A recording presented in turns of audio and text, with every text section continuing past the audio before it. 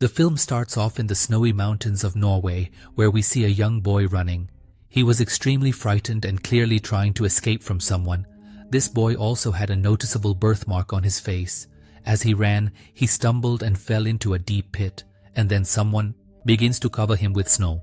They intended to bury him alive right there in the snow, but what exactly transpired after that moment is not revealed. Following this, we are shown an interview where the boy's parents appear to be extremely worried. They had completely given up hope of finding him. This particular case had become widely known throughout the entire town. The boy's mother explains that her son went out to play just like any other day, but tragically, he never returned home. After this, we are presented with several news reports in which the same story is being told repeatedly, that a large number of individuals have vanished from the nearby mountainous areas. It's widely believed that more than 100 individuals have gone missing in that specific location. Law enforcement agencies made extensive efforts, but they were unable to ascertain precisely what became of those individuals. All of this had been occurring since the year 1975. Now, the story shifts to the year 2006, where we encounter a group of 5 friends who are heading off to ski in those very same mountains. This particular group consists of 2 couples, Eric and Victoria, Michael and Anna, and their single friend Marty. All of the friends were very happy because it was the Easter festival, and for them, nothing could be better than skiing at such a time. After a while, they reached their destination, which was a mountainous area far from the city. Without wasting any time, they start climbing a high mountain. They chose this remote place because they wanted to avoid the line and didn't want to ski among thousands of people. When they finally reached the mountain's peak, they were absolutely stunned by the beautiful view there. After pausing there for a little while, everyone started skiing down. At first, everything was just fine and they were having a lot of fun. But then, something bad occurred because Marty loses his balance, resulting in a serious accident. He takes a really bad fall, fracturing his leg bone. His friends hurry over to assist him without delay. Marty was experiencing intense pain. They swiftly wrap a cloth around his injury to control the blood flow. Victoria attempts to reset his bone, but he needed proper medical attention urgently. Now, the issue was that they had traveled a significant distance. There was no network connection in this area and darkness was beginning to fall. Eric suggested that returning to the city would consume too much time, so they ought to seek assistance in the immediate vicinity. Proceeding a short distance further, they spotted a structure. They assumed perhaps there are people there who can help them. Marty couldn't walk because of his broken leg, so they lay him down on a sled. After a little while, they reached that building. It was a very large hotel, but what was surprising was that there was absolutely no one there. The place was completely empty. Eric tries to open the main gate, but it was locked from the inside. He's compelled to go in through a window, opens the main gate, and the others of his friends come on in. Inside, items were strewn about, as if nobody had been there in many years. There was no electricity available either, so they make the decision to look after Marty by themselves. Victoria informs her friends to light a fire and locate some bottles of alcohol to help them set Marty's leg properly. Searching the area, they discover several items, including some glue.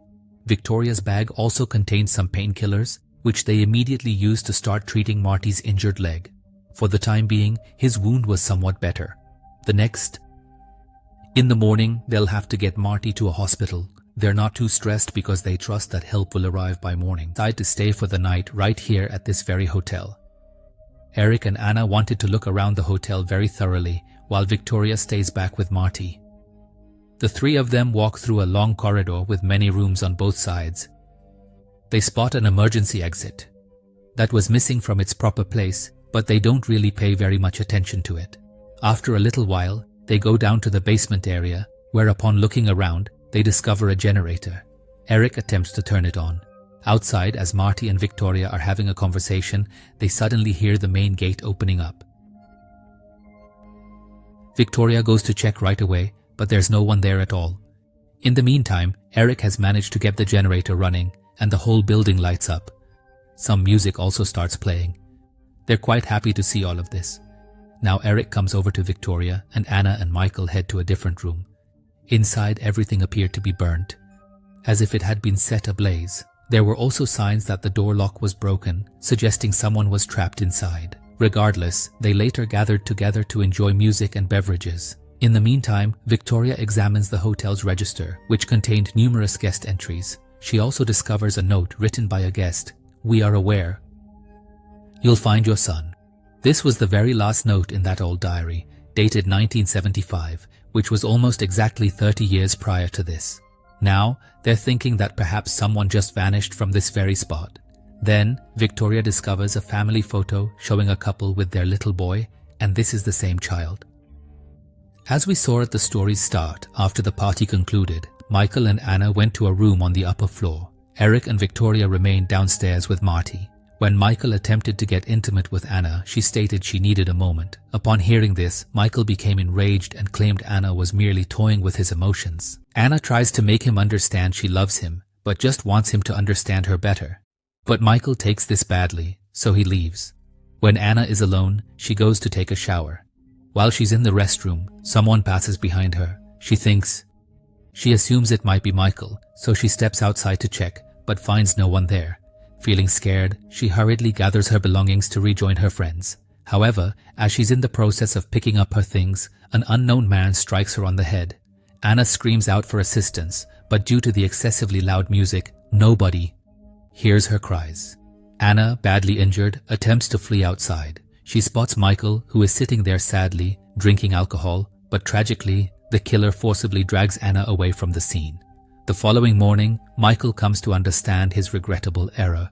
He carries breakfast to Anna's room door. He knocks upon the door, apologizing to her, but when no reply comes from within, Michael leaves the breakfast just outside the room and then walks away, assuming Anna is still feeling angry. Now, morning had arrived, so Eric was heading to the nearby town to get assistance. The weather was still quite bad, but Eric was determined that he would bring help for his friends. The storm made it hard for him to move forward, but after going a little distance, Eric sees bloodstains on the snow. He gets scared and follows the trail. Then he finds Anna's body in front of him. Seeing it makes his hair stand on end, but before he could understand anything,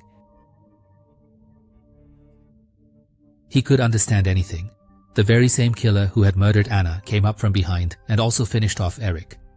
Meanwhile, the lights inside the hotel began to flicker. So Michael and Victoria headed down to the basement. After they went, Marty woke up and at their departure, Marty's eyes open and he sees that no one is present. He calls out to all of them, but receives no answer. Now, with a slight sense of unease, he himself goes out to locate his friends. Meanwhile, down in the basement, Michael and Victoria are attempting to repair the generator. It's during this time that they discover a hidden door. They open the door and step inside. Upon entering, they observe a large quantity of items stored within, including various glasses, several rings, and a set of car keys. They speculate that these possessions could potentially belong to the hotel's owner.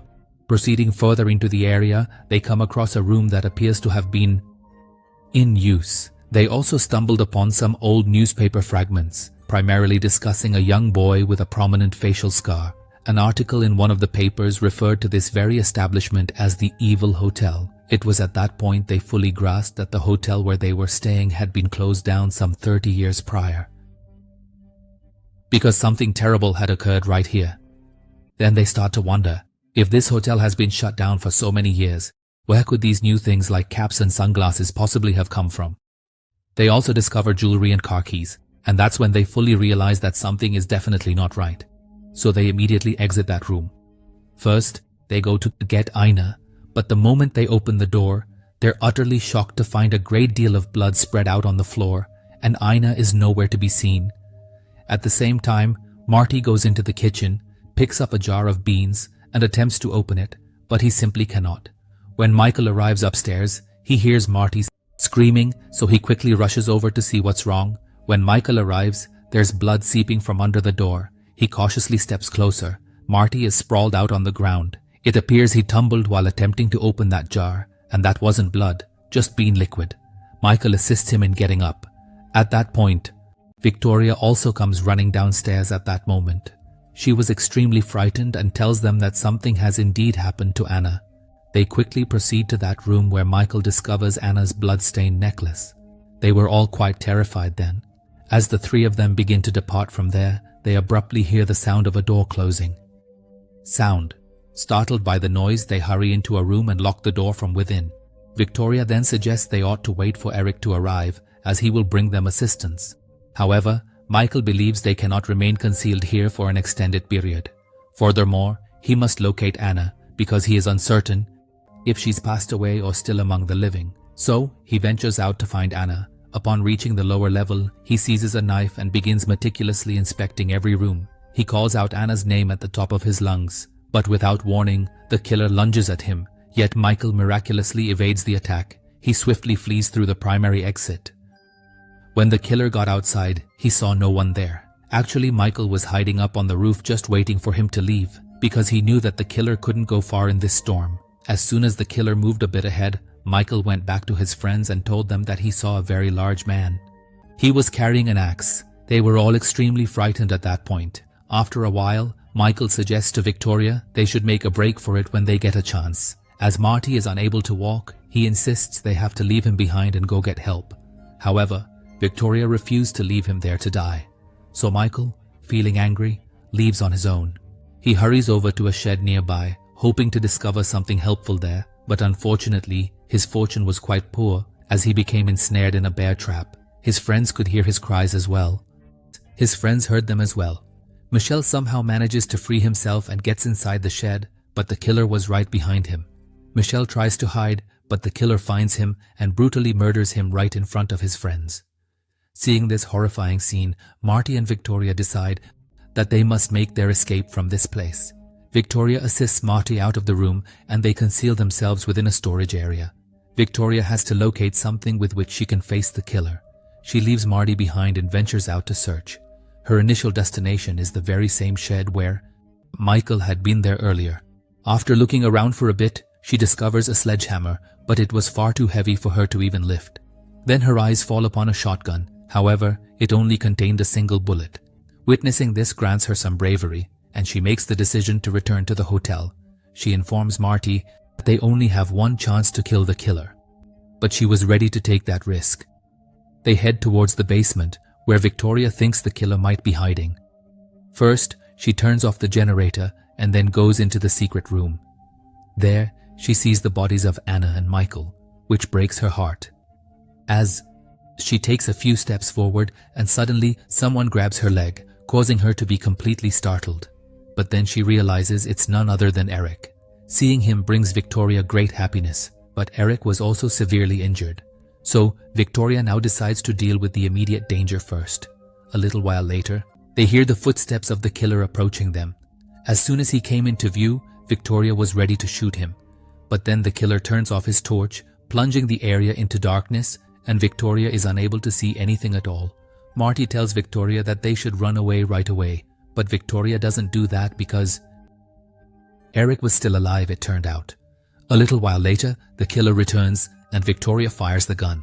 But the shot doesn't strike him, as he had positioned Eric directly in front of himself.